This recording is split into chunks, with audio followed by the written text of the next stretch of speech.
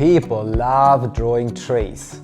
Did you know that? Trees are amazing. They can be large, they can be small, they can just be pushing through the concrete, a little tilted baby tree emerging in the middle of a city, or those beautiful, gorgeous, large trees we might see in Australia, where I'm living at the moment. I'm in Gothera, beautiful big old eucalypt trees. But what do they mean? As an art therapist, we work a lot with trees, and you can find out a lot about your personal development. Hi, I'm Rob Gray. I've been teaching art therapy for over 22 years, and trees are just beautiful things. They're more just an archetype. They're just a way of expressing yourself and your own development.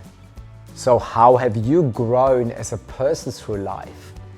If you felt in your life that at some stage something bad happened to you, you got hurt, something got damaged within yourself, that gets expressed in your tree.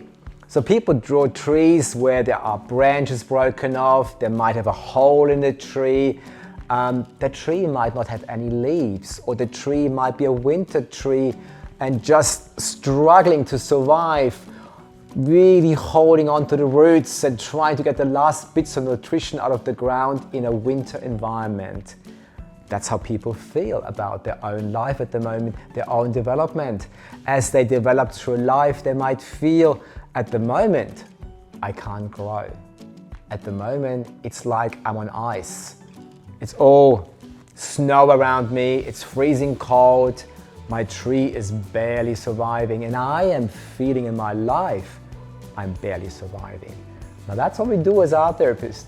We uncover those unconscious messages so the client becomes aware of, whoa, that is happening for me, and I've been just drawing a tree. I didn't even think about myself. Welcome to art therapy.